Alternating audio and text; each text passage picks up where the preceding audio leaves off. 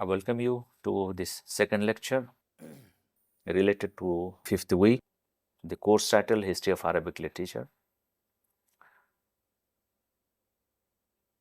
We'll be talking about the Arabic literature in Spain, Al-Adab al-Arabi fil Andalus. In this lecture, different aspects of literature will be discussed. So, literature as developed, literature in Arabic as developed in Andalusia, it represents different types, different genre. So, primarily it is the poetry and the prose. So, in poetry, in the domain of poetry, there are the traditional genre represented by like al-madih, al-haja, al-risa, al-risa,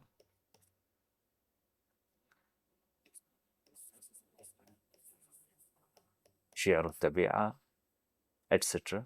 Al-ghazal, of course, al-ghazal, etc.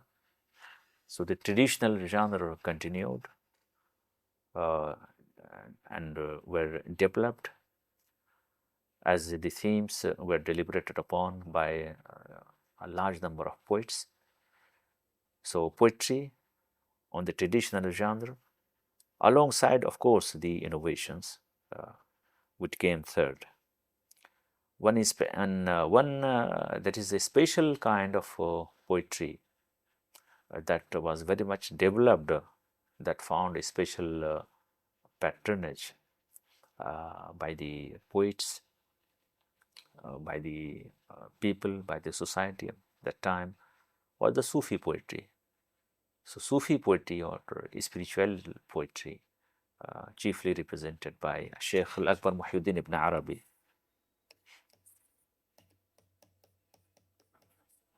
Sheikh Al-Akbar Muhyiddin ibn Arabi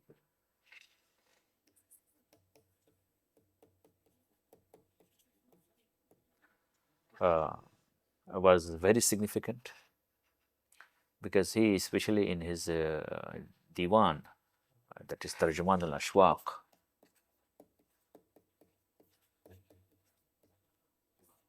because of Tarjuman al-Ashwaq, alongside other diwans composed by other poets,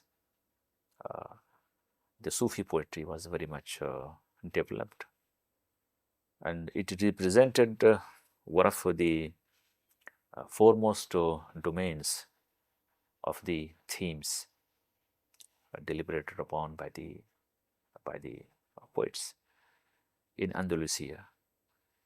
Innovations are represented by, when you're talking about the innovations, we find chiefly two domains. The first is al-muashahat, and the second is al-asjal, al-asjal, al-muashahat and al-asjal. Al-muashahat and asjal represent one specific domain in the or genre in the domain of poetry. Al-muashahat and asjal both combine between Arabic and non-Arabic languages, in part, of course. And the biggest difference between al-muashahat and al-asjal lying in the fact that al-asjal are totally colloquial, hybrid, while al-muashahat are primarily standard. They are composed in the standard language, al-fusha, with some lines, chiefly the last line, sometimes being in non-Arabic, that is the Old Spanish, in the Spanish context. While al-asjal are the poems, usually hybrid poems, where the usage of the standard Arabic is minimum.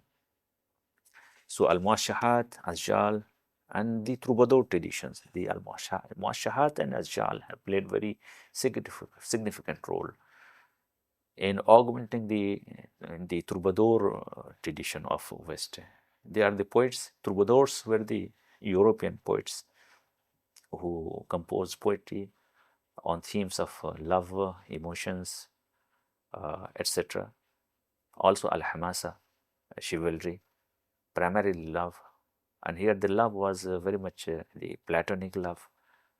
That's why, as it has been pointed out while we have talked about, while talking about the school establishment of schools of love, al-ghazal, during the Umayyad times, that there were two schools, al-hubb al-uzri wal-hubb al-ibahi.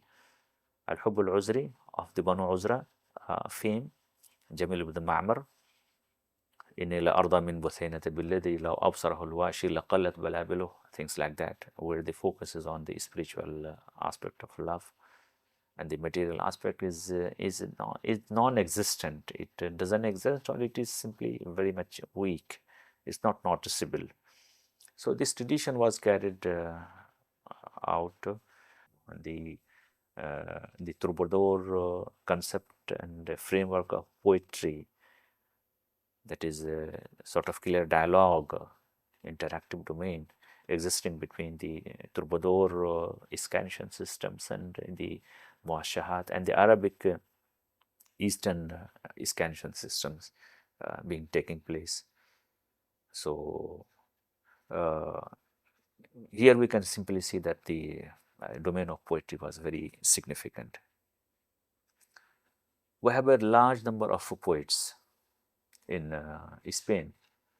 Alphabetically, it has been arranged: Abu Ishaq al-Albiri, Abu Ishaq al-Sahili, Abu al-Baqa al-Rundi, Abu al-Hajjaj Yusuf al-Thalis, Abu al-Hasan al-Shushtari, Abu al-Hasan ibn Judi, Abu al-Qasim al-Bilwi, Abu Bakr ibn Lubbana, Abu Bakr ibn Ammar, Abu Bakr ibn Qasim, Abu Bakr ibn Qasim, Abu Ja'far Ahmad bin Abd al-Malik ibn Sa'id, Abu Sa'id ibn Lub, Abu Salih al-Andalusi, all these poets.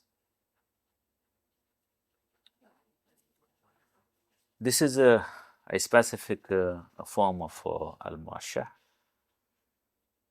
where there are specific terms which have been applied on the structural, on the very structure of the qasida that is found over here. Like the first segment is known as ghusn, the second is ghusn, and they both constitute matla. So matla is the first and the second lines. These lines are known as ghusn, followed by three samt or simt, the first, the second, the third.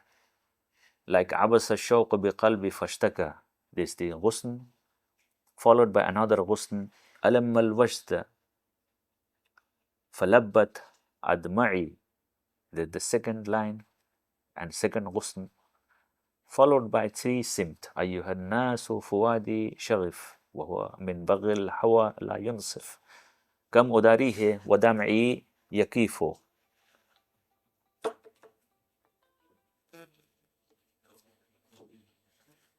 So these three simt followed by the last line in two lines, last segment in two lines, known as al-qufl.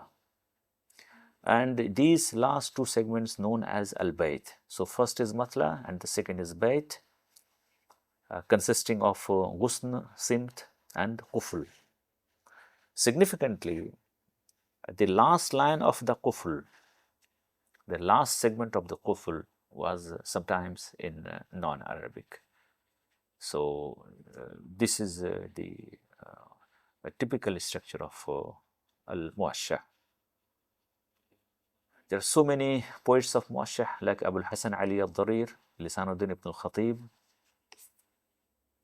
Ibn Zamrak, Ubadah ibn Ma'is Sama, Ibn Malik al-Sarqusti, even Muhyiddin ibn Arabi. So in a book that is, I'll be showing its title, The Arab Romance Parnassus. I have dealt with this topic of the Muashahat and Ajyal, and how they exercised, how they have exercised their influences or interacted predominantly during the Middle Ages with the European poetics, represented by chiefly uh, the the troubadours and the troubadour tradition. So we can simply see that alongside Muashahat, Asjal, and a large number of the poets representing different themes, philosophical, Sufi, spiritualistic, alongside the traditional themes like love and nature prelude and the panegyrics, etc., Al-Madih, Al-Hija, Al-Risa, and sometimes in bilinguality, the bilinguality having Arabic, Old Spanish, Catalan, and Alkhamiado. The amount of influence and significance enjoyed by this tradition actually makes it among the foremost historical phases in the history of Arabic poetics. With this, we conclude this lecture. Thank you.